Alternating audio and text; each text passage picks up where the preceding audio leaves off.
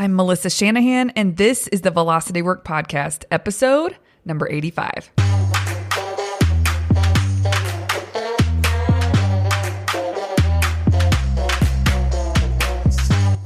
This podcast is for attorneys who are running their own firms. We explore tactics, tools, and stories related to pushing past simply lawyering well and into building a successful firm.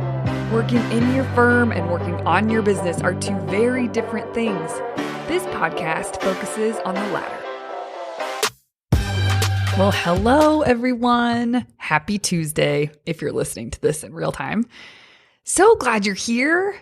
I have a new batch of Sprinters lessons to share with you. I got such great feedback on the last series of lessons, and I'm going to drip them a little bit differently this time.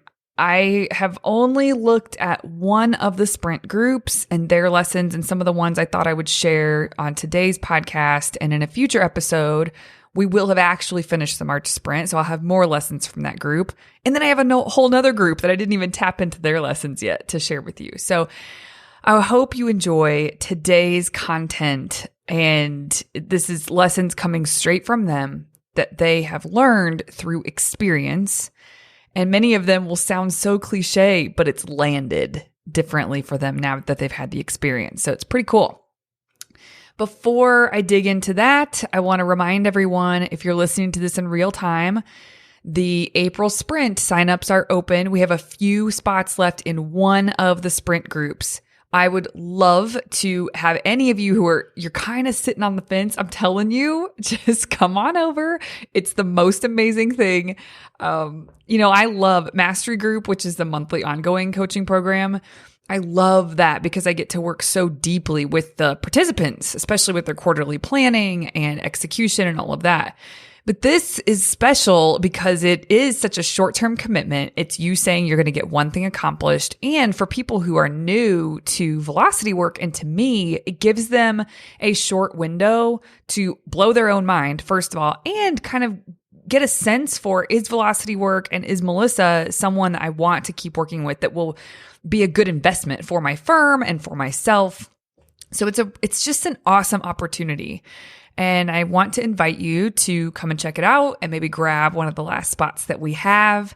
The URL to do that is velocitywork.com/sprint. Okay, I hope to see you in there. We start the very first Monday in April, which is April 5th, and doors close the last day of March. But I think we're going to sell out before then. So head on over, get your spot. Okay, well, let's get to today's content. The very first lesson is planning permits pivoting, sans stress. I love that so much. Planning permits pivoting, sans stress. Meaning if you have a plan, you can see when something gets off course from your plan, it's like, oh, okay, let me just have a look. You go to your calendar, you rearrange some things, and it allows you to pivot to what's urgent in the moment that came up that you didn't foresee without throwing off the rest of your schedule. Now, I just said I'm going in chronological order, but there's another lesson that was like, so just to give you context, that lesson was a lesson from a participant on the very first day of the sprint, the very, very, very first day of the March sprint. And literally the last day that we have had together, so last week, last Friday, we had our daily call. And one of the lessons given in that one was exactly like the very first day of a participant. So it's just landing for this participant. The lesson is mapping out my week helps me pivot quicker and with less stress than if I hadn't mapped out the week. Okay, that's like the same thing, which just makes my heart swell because the important lessons are landing. And these lessons may not sound very powerful, but this is a perfect example of one of the things that you can't really experience, or you can't know how amazing it is unless you've experienced it. And these people have now experienced it. So mapping out your week helps you pivot quicker and with less stress than if you hadn't mapped out the week. And most people do not plan their week to the level of detail that these people do. And maybe if you follow Monday Map, Friday Wrap, which is something I teach, if you go to our website, there's a guide, a free guide that you can get on Monday Map, Friday Wrap. It's just a pop-up that'll happen like 15 seconds after you're on our site. You can grab that, but the people who practice that, they have this agility within their week, which makes them more on point, more on track, more productive, because it doesn't throw them off to the degree that it would when something comes up that's pretty urgent.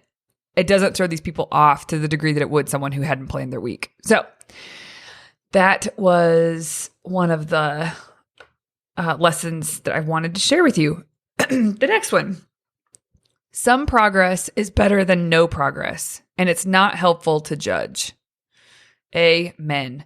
So many of us are all or nothing kind of people, black and white kind of people. And I love this lesson because this is something that I have to remember, that when I feel like I can't just crush it, then I need to remind myself that just a turtle step towards the result that I really am looking to achieve is better than making no progress at all.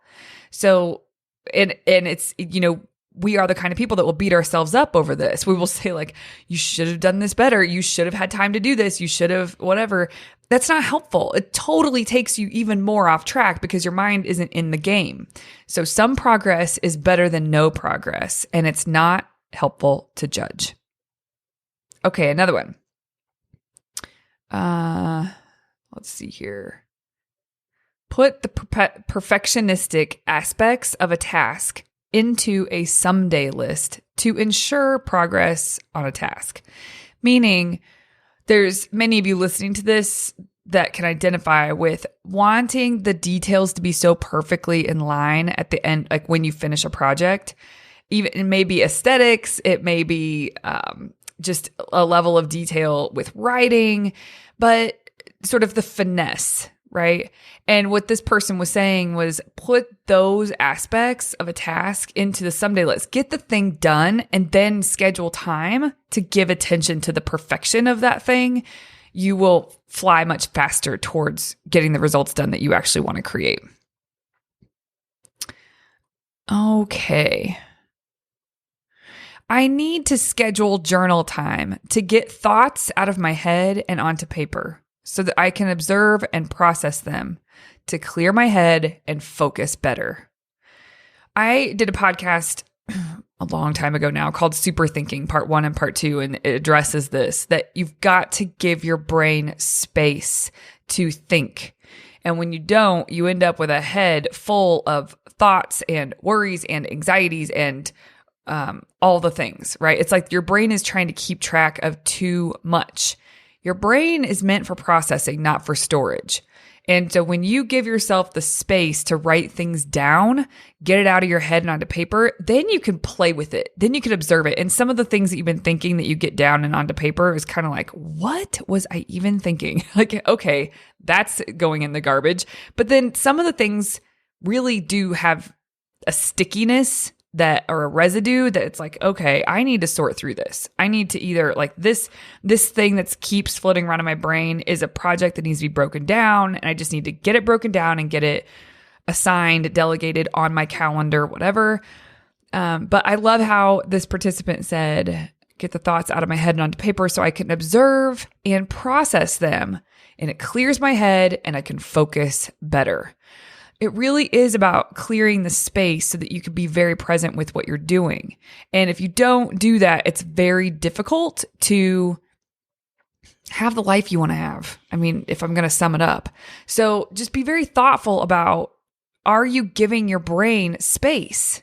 Are you emptying it out so that you can observe and process all the thoughts that swirl? It'll clear your head and allows you to focus better. Celebrate the ordinary because it shows that progress has been made. This was one of my favorites because we were talking about milestones that are hit that almost feel like, it doesn't feel like there's a reason to celebrate because it felt so normal by the time you hit it. It felt just like the next step when you hit it. And just inevitable. There's like an inevitability that comes with, by the time you hit that milestone that you have been striving for, it's almost like, well, of course, I've put in all the work. It's all done, right? Of course it's being hit at this point. And so it's easy to not celebrate those things. It doesn't feel as exciting. When you're going from 0 to 100, and those rare moments in life where that happens, think about winning the lottery. If you had no money and you won the lottery, it would be like clear that celebration would be a part of that process, because it's like, oh my God, But if you made that money and you worked and worked and worked and worked, and you made that money, same milestone, but you made that money, by the time you get to that threshold, of course you're crossing over the threshold of making that money. You have put all the work in place. So it doesn't really sometimes feel like such a huge deal that you've hit a milestone, but that's the beauty of it. Milestone after milestone after milestone, they stack up, and that gives you the space, or it gives you the building blocks that really take you to the big result that you're trying to create for yourself. But it just doesn't feel that exciting anymore. So it's important to celebrate the ordinary, because it shows the progress that has been made. And the fact that it is ordinary, that's the thing. That's what shows the progress. If it felt like you were winning the lottery every time you hit a milestone, that something's wrong. That's slippery. The result that you're creating, that milestone that you're hitting, if it is sending that much excitement through you, there's a really good chance that, because it doesn't feel inevitable, like, of course, like, this is just what was going to happen. If it doesn't feel like that, you got to be careful. There's something slippery about it. But if it feels like almost like it could just slip by, that milestone could just slip by, you want to celebrate the fact that it shows up like that, because that is real progress. That is sustainable progress. The people who every time they hit something, it's like, oh my God, I hit a milestone. When people cross the $1 million threshold and they've been hustling, grinding, like just going for it. Of course, it's a great accomplishment. But the most successful people that I have had the privilege of being around and working with, their milestones, their incredible milestones, are hit after where it just doesn't feel that level of exhilaration. That's the right word. It's not exhilarating. There's usually some deep contentment and deep peace and deep joy and pride that comes with that, but it isn't exhilaration. I was just in a client retreat last week, and how far they've come. I mean, there were tears in their eyes at one point because they were just so proud. At the end of the day, looking at everything they've created, looking at the goal that they're on track for this year, it was kind of like, okay, wow. Like that's not what I'm talking about. That is them taking a moment to acknowledge and celebrate how far they've come and where they're going. But when someone is like, that was not exhilaration. So celebrate the ordinary, because it shows that progress is being made. I hope that lands with you guys. I tried to explain it in a way, and some of you know exactly what I'm talking about. You have felt on both ends of the spectrum what I'm talking about, so I hope that this lands for you. Okay. It's good to remember that we are actually cutting edge, and the rest of the world is not doing what we are doing. This was in regards to a participant who was dealing with someone in the outside world that doesn't practice anything he practices in terms of planning his time and leveling up mindset and all of that. And working with someone who doesn't do that feels chaotic. It feels like, oh my gosh, it just feels like the other person is a hot mess and you have to deal with them being a hot mess. So it was a good reminder to that participant that we're actually cutting edge with what we're doing, and the rest of the world is not doing what we're doing. And you guys, because of that, that's why people fly towards their results. That is why they are really, as this participant put it, cutting edge with how they're operating. And that speeds everything up. Doesn't feel like it in every moment, but when you look at the bigger picture, it speeds everything up. All right. When it takes 10 minutes to read one page of text, it's time to put it down and stop working. This was a good lesson. I wanted to read this on this podcast episode because I think sometimes we push ourselves so much and we get to the point where we're inefficient because we're tired and our brain is done. It's cooked. And knowing when to stop is very important. And this participant was saying, okay, when it takes me 10 minutes to read one page of text, it's time to be done. So maybe the stopping point is before that. But it's good to notice that, recognize it, just put it down instead of keep trying. Build in some slush time. Slush time is good because it helps me stay on schedule. I call this in the Monday, Map, Friday wrap, buffer time or overflow time is another thing. But slush time, I love. I may just change my whole thing in Monday Mat because I think slush time is a good way to say that. But yeah, building in some space where you don't have things planned because you know that your day is probably not going to go as perfectly as you had planned. And so building that time in makes sure that you aren't screwed when that happens. A step forward doesn't have to be a big task that takes hours. This was a lot like the other lesson. Some progress is better than no progress, and it's not helpful to judge. That lesson that I read earlier, this is the same kind of thing. A step forward does not have to be a big task that takes hours. That is right. Let's see, going to other lessons here.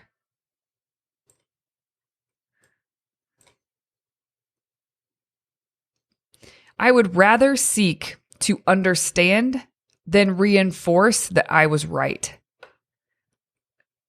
Let that sink in for a second. Seek to understand rather than reinforcing that you are right. There's a lot of value there. Probably don't even need to say anything about it. I have to get back to working as the owner of my firm and not just an associate. I need to schedule time to be an owner again. And I wanted to put this in here because I'm sure many of you can relate to this. The person that actually wrote this is a true solo.